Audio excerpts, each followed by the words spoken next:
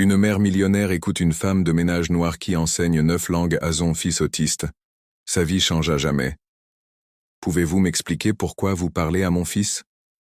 La voix froide de Victoria Blackwell résonna dans le hall, en marbre du manoir de 40 millions de dollars situé au 38 d'un empire pharmaceutique. Elle regardait avec mépris la scène qui se déroulait devant elle.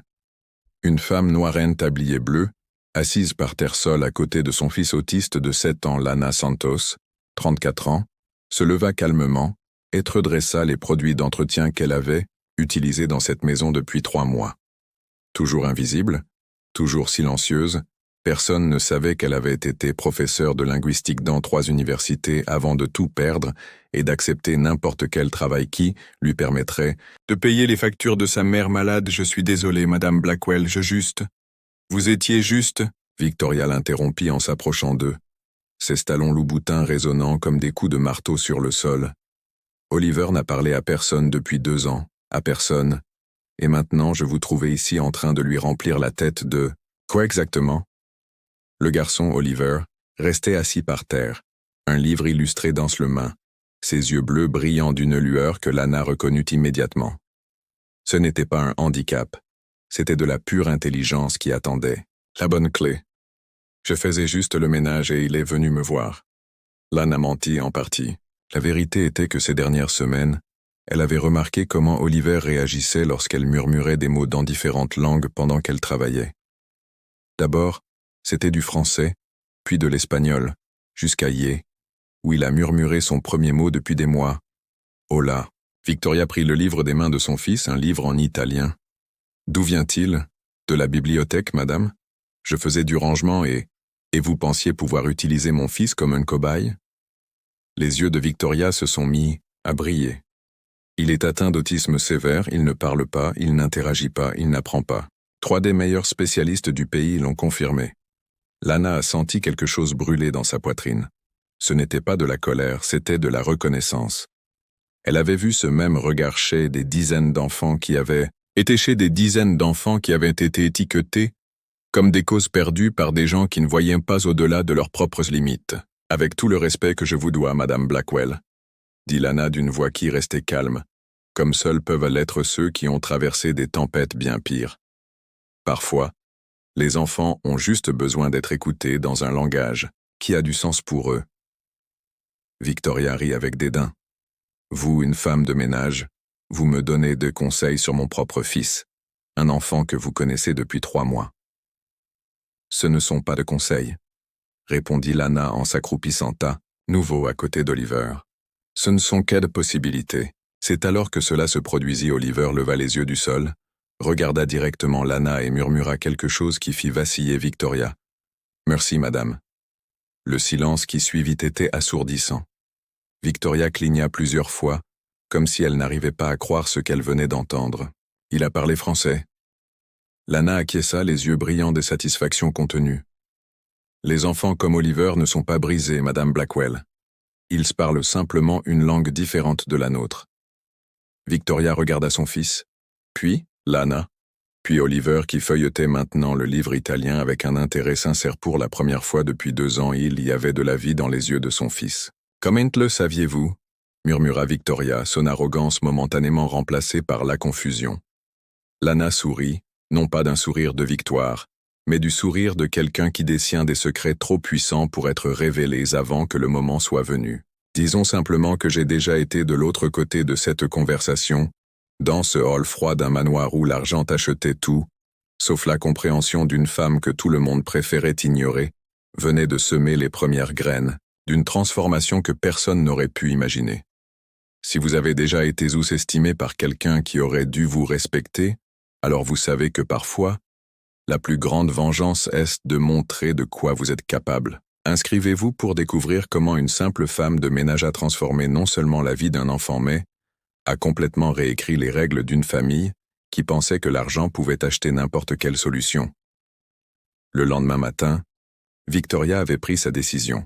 Elle appela Lana dans son bureau privé où des piles de contrats et de photos d'événements caritatifs décoraient les murs, comme des trophées de sa supériorité morale. « Je dois clarifier certaines choses », commença Victoria sans s'inviter, Lana à s'asseoir. Ce qui s'est passé hier était une coïncidence. Oliver fait parfois des bruits aléatoires, ne veut rien dire. Lana resta debout, les mains jointes devant elle. Je comprends, madame. Je veux que vous gardiez vos distances avec lui. Aucune interaction. Victoria fit une pause en regardant Lana avec un mépris grandissant. En fait, vous devriez peut-être vous concentrer exclusivement sur le sous-sol et les pièces de service. La gouvernante Sandra s'occupera de l'endroit où Oliver circule. Si seulement elle savait, pensa Lana. Si elle savait que j'ai un doctorat en linguistique appliquée de l'Université Columbiac, ma spécialisation est le développement cognitif et le multilinguisme chez les enfants neurodivergents que j'ai publié, 17 articles dans des revues scientifiques, internationales. Bien sûr, Madame Blackwell juste le ménage. Mais Victoria n'avait pas fini, puisque nous parlons de Limitzel, se pencha en arrière sur sa chaise, un sourire cruel dansant sur ses lèvres. J'espère que vous n'avez pas été dupe de ce qui s'est passé hier. Oliver est gravement autiste, 3 des meilleurs neurologues du pays l'ont confirmé. Il ne s'améliorera pas s'il ne parlera pas normalement, il n'aura pas une vie normale. Chaque mot était un coup de poignard calculé, mais Lana garda une expression sereine. Elle pensait aux 43 cas qu'elle avait suivis, aux enfants étiquetés comme perdus qui fréquentaient maintenant des universités, parlaient plusieurs langues, menaient des carrières brillantes. Je comprends votre inquiétude, madame. Inquiétude? Victoria rit avec dédain. Ce n'est pas de l'inquiétude, c'est la réalité. Et je préfère que mon fils ne soit pas utilisé comme cobaye par des personnes non qualifiées. Cet après-midi-là, alors qu'elle réorganisait les produits dans la cave, Lana entendit des pas dans l'escalier. C'était le docteur Marcus Chun, le pédiatre privé de la famille, qui descendait avec une expression pensive. « Désolé de vous déranger », dit-il en regardant autour de lui pour s'assurer qu'ils étaient seuls. « Je dois vous parler d'Oliver. » Lana cessa de ranger les produits. « Y a-t-il un problème? » Au contraire. Hier, quand je l'ai entendu parler français, c'était la première communication verbale spontanée depuis 2 ans. Le docteur Chen s'approcha d'elle en baissant la voix. « Je suis médecin depuis 20 ans. Je sais quand un enfant réagit à des stimuli spécifiques, et je sais quand il émet simplement des sons aléatoires. » Le cœur désemballa. « Et que pensez-vous qu'il se passe? Avez-vous une formation en éducation? Spécialisée? » Pendant un instant, Lana hésita. Dire la vérité pouvait tout changer ou tout gâcher. Elle étudia son visage à la recherche de signes qui lui permettraient de lui faire confiance. « Dr. Chun, si je vous disais que j'ai un doctorat en linguistique appliquée à me spécialiser dans le développement cognitif de l'enfant, que feriez-vous de cette information? » Le silence qui suivit était chargé de possibilités. Dr. Chun cligna plusieurs fois des yeux, comme s'il traitait l'information. « Vous me dites que vous avez un doctorat de l'université de Kolia? Ma thèse portait sur le multilinguisme chez les enfants neurodivergents. J'ai publié 17 articles dans des revues scientifiques internationales. Mon Dieu, dit-il en s'asseyant sur une caisse à proximité. Qu'est-ce qu'un docteur en linguistique fait comme femme de ménage? Lana prit une profonde inspiration. C'est la vie, docteur. J'ai perdu mon emploi à l'université après que ma mère est tombée malade. J'avais besoin d'argent rapidement pour payer son traitement. C'était il y a 1 an. Le docteur je ne sais quoi la tête, réfléchissant. Oliver, pensez-vous pouvoir l'aider? Je ne sais pas trop. Il n'est pas autiste au sens strict du terme. Mais il présente certaines caractéristiques du spectre de l'autisme, oui.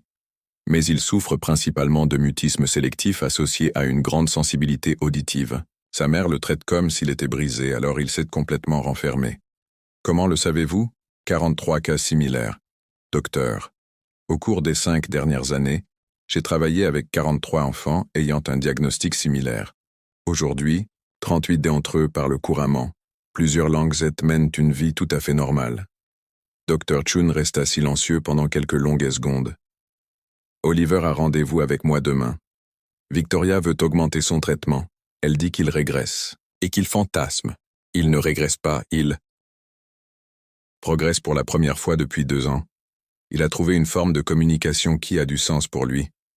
Je sais que le docteur Chun a sorti une carte de sa poche. Mon numéro privé. Si vous êtes prêt à aider ce garçon, je trouverai un moyen de vous fournir une aide médicale pour votre travail.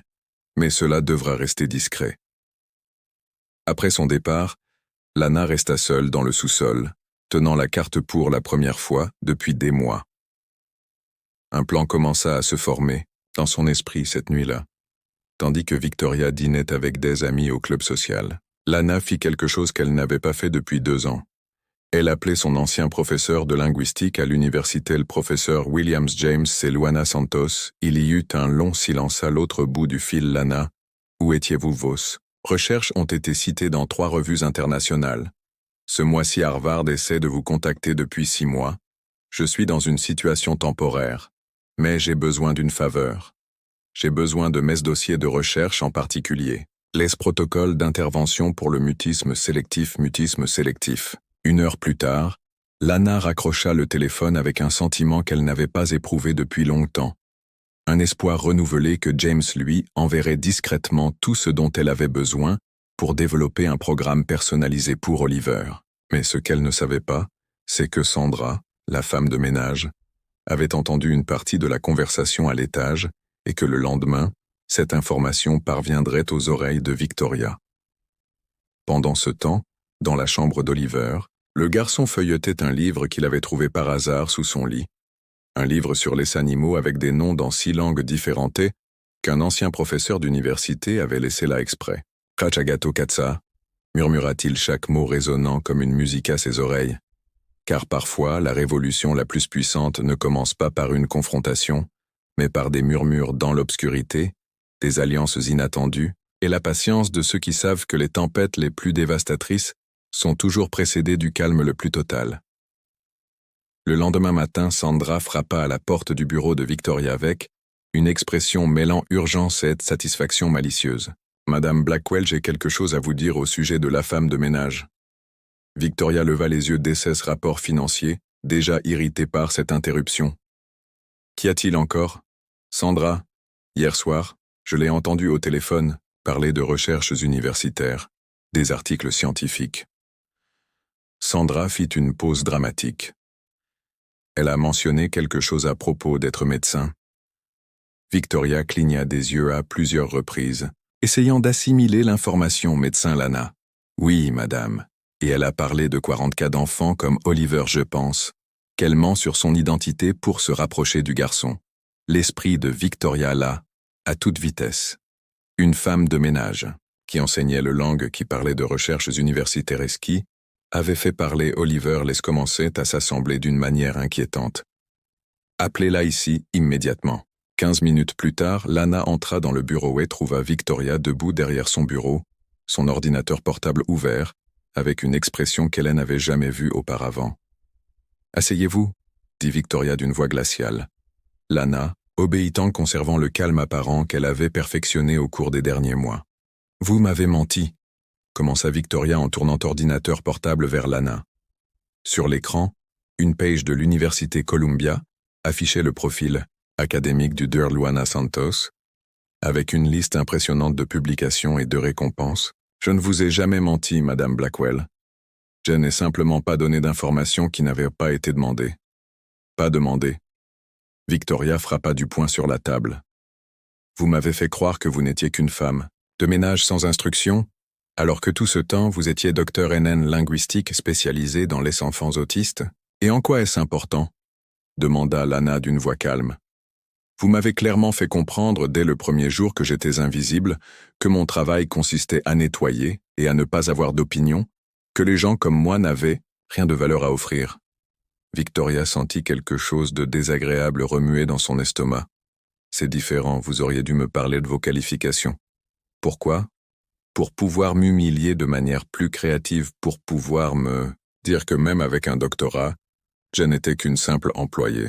C'est à ce moment-là que la porte s'ouvrit et qu'Oliver entra en courant, suivi du docteur Chun Lana Luana. Oliver cria en portugais, puis passa au français « J'appris el chanson », puis à l'espagnol « Puedes enseñarmos pelabris ». Victoria était paralysée, son fils, qui n'avait pas parlé depuis 2 ans, venait passer couramment de 3 langues dans la même phrase. Le docteur Chen s'est approché calmement de Victoria. « Je dois vous montrer quelque chose. » Il a posé une tablette sur la table, montrant des vidéos d'Oliver prises ces derniers jours.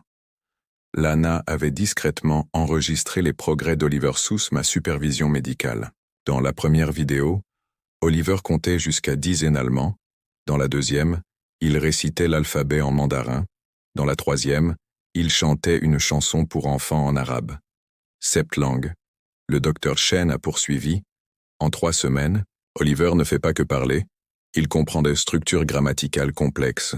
Ses capacités cognitives sont exceptionnelles. Victoria a regardé son fils, puis Lana, puis les vidéos. Comment est-ce possible? Il n'a jamais été gravement autiste. Lana a répondu en se levant et en s'agenouillant à côté d'Oliver. Il souffrait de mutisme sélectif causé par un traumatisme et un isolement émotionnel et l'isolement.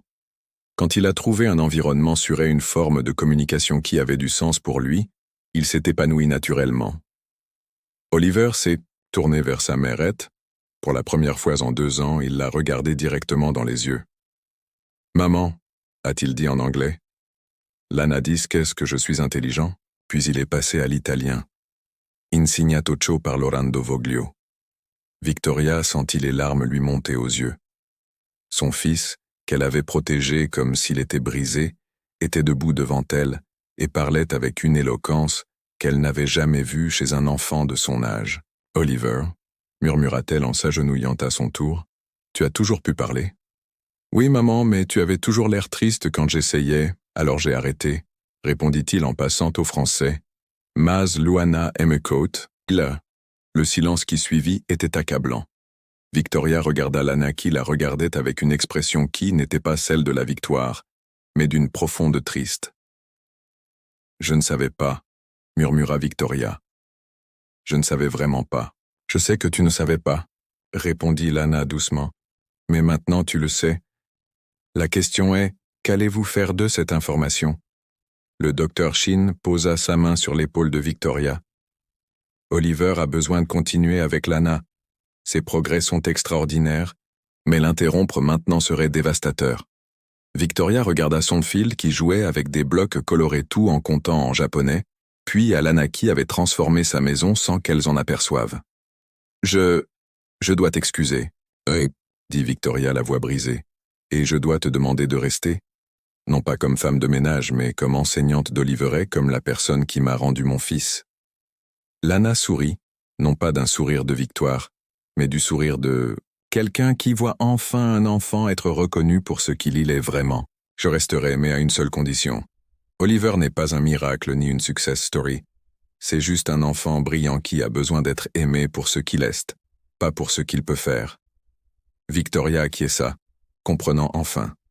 Oliver s'approcha et prit les mains des 2 femmes. « Maman Lana, dit-il en portugais, sommes-nous une vraie famille maintenant ?» À ce moment-là, 3 vies changèrent à jamais prouvant que parfois, la plus grande révolution ne se produit pas dans les tribunaux ou dans les gros titres, mais dans le silence d'une enfant qui trouve enfin sa voix et danse le cœur d'une mère qui apprend à écouter. 6 mois plus tard, le manoir Blackwell avait été transformé en quelque chose de complètement différent. Ce qui était autrefois une maison silencieuse et froide, était maintenant rempli de rires secs de conversations dans plusieurs langues, et surtout, la voix mélodieuse d'Oliver résonnant dans les couloirs. « Maman, j'ai appris un nouveau mot en suédois. » Aujourd'hui, cria Oliver en courant vers sa mère qui travaillait sur son ordinateur portable. Sous le porche. Karl signifie amour. Victoria sourit d'un sourire sincère qui apparaissait rarement auparavant. C'est magnifique, mon amour. Et où est Madame Lana? Eileen enregistre une autre vidéo pour la chaîne, répondit Oliver avec enthousiasme, en passant à espagnol. Hoy tenemos machos estudiantes novos. La chaîne YouTube Learning with Oliver était devenue un phénomène mondial en seulement 4 mois. Plus de 2 millions de personnes suivaient les cours de Lana, où elle enseignait des techniques de développement du langage N, utilisant Oliver comme exemple inspirant. Les dons et les partenariats éducatifs avaient déjà généré plus d'1 demi-million de dollars pour la fondation que Victoria avait créée spécialement pour soutenir les enfants neurodivergents, mais le succès de la chaîne n'était qu'un début. Harvard, Stanford et Columbia étaient entrés dans une guerre d'enchères pour embaucher Lana comme professeur titulaire. 3 éditeurs se disputaient les droits de son livre « Le langage du cœur », comment le multilinguisme transforme les enfants spéciaux, qui était devenu un best-seller avant même sa sortie. Le docteur Santos Victoria a déclaré cet après-midi-là, En utilisant le titre qu'elle insistait désormais pour prononcer avec fierté, la Fondation a reçu 5 nouvelles demandes d'école, public souhaitant mettre en œuvre votre méthode. Lana, qui portait désormais des vêtements élégants, que Victoria avait insisté pour lui acheter, souriait tout en organisant le matériel pédagogique 15 écoles en 6 mois. Je n'aurais jamais imaginé que nous aurions une telle portée. Et Sandra demanda Victoria en faisant référence à l'ancienne femme de ménage, qui avait été licenciée après avoir tenté de saboter le travail de Lana en répandant des rumeurs malveillantes parmi les autres employés. J'ai entendu dire qu'elle cherchait toujours son emploi. Apparemment, les familles de la haute société ne veulent pas embaucher quelqu'un qui a la réputation de colporter des ragots sur ses patrons sur les réseaux sociaux. Lana répondit sans malice. Le karma a son propre calendrier. Le Dr. Chun apparut sous le porche portant une mallette volumineuse. Mesdames, j'ai eu une nouvelle incroyable. Votre article a été accepté dans Nature Neurosciences. Et en plus, l'association américaine de pédiatrie veut que vous présentiez votre méthode lors de la conférence nationale. Victoria prit une profonde inspiration en regardant son fils jouer dans le jardin et discuter couramment avec un jardinier reine allemand. Il y a 6 mois, elle pensait qu'Oliver n'aurait jamais une vie normale. Aujourd'hui, il s'exprimait mieux que la plupart des enfants de son âge. Vous savez ce qui m'impressionne le plus ? Demanda Victoria en se tournant vers Lana. Ce ne sont pas seulement les langues ou ses résultats scolaires, c'est qu'Oliver a enfin une étincelle dans les yeux, il est heureux. Lana acquiesça. Les enfants comme Oliver n'ont pas besoin d'être réparés, Victoria, ils ont juste besoin d'être compris. Ce soir-là, pendant le dîner, Oliver fit une annonce spéciale. « Maman, mademoiselle Lana, j'ai écrit une lettre de remerciement, je peux la lire ?» Les 2 femmes se regardèrent curieuses. « Chère maman et chère mademoiselle Lana », commença Oliver d'une voix claire et sûre. « Avant, j'avais l'impression d'être piégé dans une boîte en verre. Je pouvais tout voir, mais personne ne pouvait m'entendre. Mademoiselle Lana n'a pas brisé la boîte. Elle m'a appris qu'il n'y avait jamais eu de boîte. Et maman, merci de l'avoir laissé m'apprendre que j'ai toujours été parfait, tel que je suis. » Victoria ne put retenir ses larmes, pas plus que Lana. 3 mois plus tard, Lana se trouvait sur la scène principale de la conférence internationale sur l'éducation spécialisée devant 5000 éducateurs du monde entier. Oliver, désormais âgé de 8 ans, était à ses côtés en tant que co-présentateur. « Je m'appelle Oliver Blackwell », dit-il dans le micro, sa voix résonnant dans toute la salle. « Il y a 1 an, les médecins ont dit que je ne parlerais jamais normalement. Aujourd'hui, je parle 9 langues parce qu'une femme a cru que j'avais une voix dès le premier jour. Et Léa a simplement dû m'apprendre à l'utiliser. » Le public s'est levé pour applaudir Victoria, qui regardait depuis les premiers rangs, a levé les yeux et a vu des larmes dans les yeux de centaines d'éducateurs, de parents et de thérapeutes. La preuve vivante était là, qualifier un enfant de limité est souvent la plus grande limitation que nous puissions lui imposer lorsque Lana a pris le micro. Sa voix est sortie d'une voix ferme. Il y a 1 an, j'étais invisible dans cette société. Aujourd'hui, je suis ici non pas parce que j'ai changé, mais parce que quelqu'un a enfin décidé de me voir. La même chose s'est produite avec Oliver. Il a toujours eu cette capacité. J'ai simplement créé un environnement sûr pour qu'elles épanouissent. Après la conférence, un journaliste a demandé « Dr Santos, quand avez-vous su qu'Oliver était spécial ?» Lana a souri, posant sa main sur l'épaule du garçon le premier jour. Il m'a regardé dans les yeux. Tous les enfants sont spéciaux. Certains ont juste besoin d'un langage différent pour montrer leur magie. Aujourd'hui, 2 ans plus tard, la Fondation Oliver et Lana a transformé la vie de plus de 10 000 enfants à travers le pays. Victoria est devenue une ardente défenseuse de l'éducation inclusive et Lana. Eh bien, Lana a prouvé que parfois, la plus grande vengeance contre les préjugés n'est pas de détruire ceux qui nous sous-estiment, mais de construire quelque chose de si beau et aussi impactant qu'ils n'ont d'autre choix que de reconnaître notre grandeur.